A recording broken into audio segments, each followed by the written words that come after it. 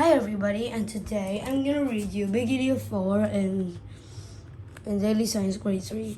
Why can't you breathe in space? Air is all around us. Although we cannot see air, we can feel it and breathe it. The air surrounding Earth is called the atmosphere. The atmosphere is made mostly of two gases, nitrogen and oxygen. Earth's gravity pulls on the gases and keeps the atmosphere close to the Earth's surface. This is a good thing since we need oxygen in order to live. Earth's atmosphere is made up of many layers. Because of gravity's pull, most of the air in the atmosphere is the bottom layer. When scientists talk about how high the atmosphere goes, they use the word altitude. They start measuring the altitude at the sea level.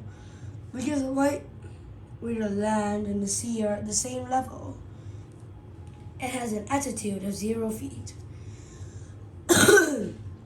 There is plenty of oxygen and other gases at sea level.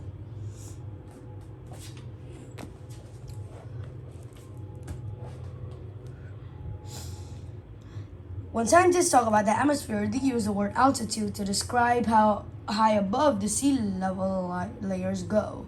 As the altitude increases, the atmosphere contains less gas. This means that there's less oxygen to breathe. This is why it's harder to breathe at the top of a high mountain than it is to breathe at sea level. At about 62 miles, or over 300,000 feet above sea level, the atmosphere disappears. This is where outer space begins. Earth's gravity is too weak to pull on anything, so all the gases, including oxygen, are gone. That's why you can't breathe in outer space. Luckily, scientists have solved this problem. Astronauts who visit space have special suits. These suits have oxygen inside them. Wearing one of these suits is like being in your own atmosphere. Why does a can of soda sometimes explode when you open it? Have you ever wondered why soda is fizzy? The two most important ingredients in soda are water and carbon dioxide. Carbon dioxide is a gas in the air. It is special because it can be dissolved or completely mixed into water. When carbon dioxide is mixed with water, it stays in the form of bubbles. The gas causes that hiss you hear when you open the can. This hiss is the carbon dioxide escaping from the can. Compared to most other kinds of matter, the air in the atmosphere doesn't weigh much. Even so, there is so much air that it pushes down on everything. We call this push air pressure. Air pressure is the strongest at sea level. As you go higher in the atmosphere, the pressure lessens.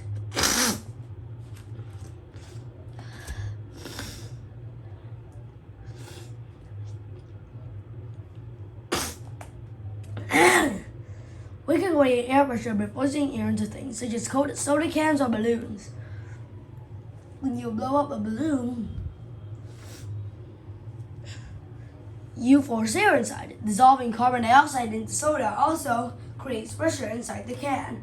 Opening a can of soda is like releasing air from a full balloon. This air comes out quickly and strongly until the pressure inside the balloon is the same as the pressure outside. Air spreads out so that there are equal amounts of molecules everywhere. This is why soda sometimes explodes when you open it. Gas rushes out, and any liquid in its way is forced out too.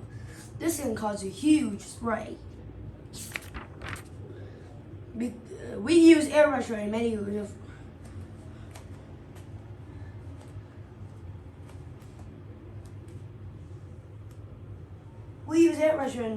ways. The tires on the bike are full of air. This helps the bike move easily over the road. Divers use tanks full of air to breathe underwater. Cleaning products and even some foods come in cans that have lots of air pressure too. The pressure inside makes whatever inside the can spray out when you press the button.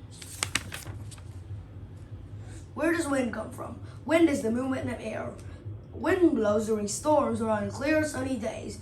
It can be hot or cold. It blows at different speeds too. People who study winds and weather are called meteorologists. They study how the wind moves around the planet. Meteorologists also study the pressure system in high pressure systems. there is more air pressure than normal, and the wind blows clockwise. High pressure systems usually have good weather. In low pressure systems, there is less pressure than normal. The wind blows counterclockwise. Low pressure systems usually cause storms. Do you know that the sun is an important source of energy on Earth?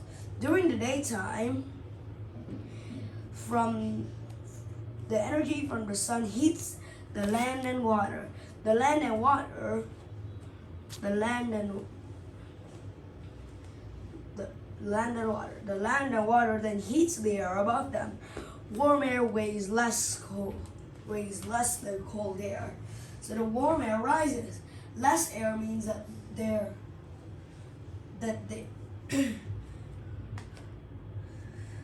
less air means that there is less air pressure. Colder air moves in to take colder air moves in to take the place of the warm air that rose and left.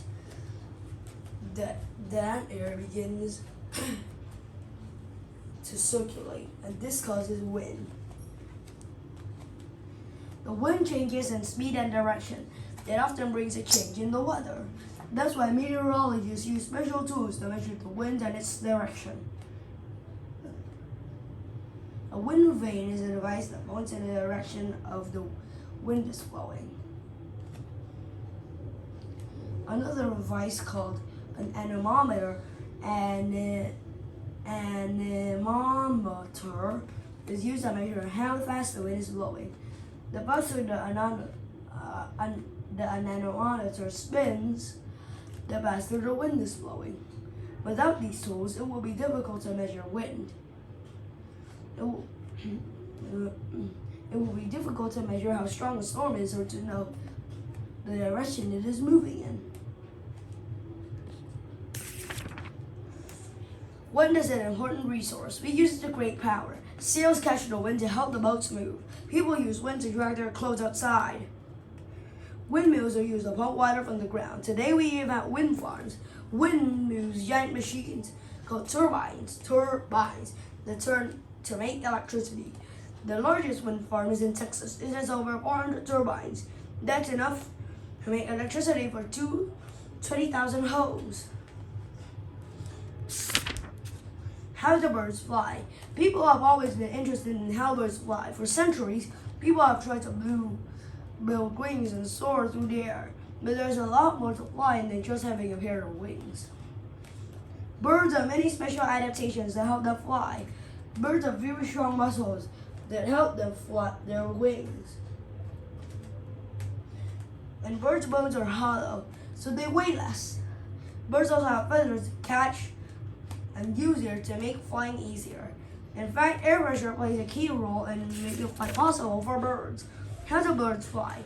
When a bird flaps its wings, it uses power to move it forward. This is called thrust. But as a bird flies, the air around it slows the bird down. This is called drag. Drag slows down anything that flies through the air. To overcome drag, a bird's wing is curved. Air flows over and under it. Air moving above and over the wing has lower pressure. The air below the wing has higher pressure. This creates force known as lift. When birds are flying, they can't spend the whole time flapping their wings. They would become too tired. One way they can rest is to ride on thermal currents. These are rising columns of warm air. Remember that warm air weighs less than cool air, so it rises. This gives the birds extra lifts without even any extra flapping.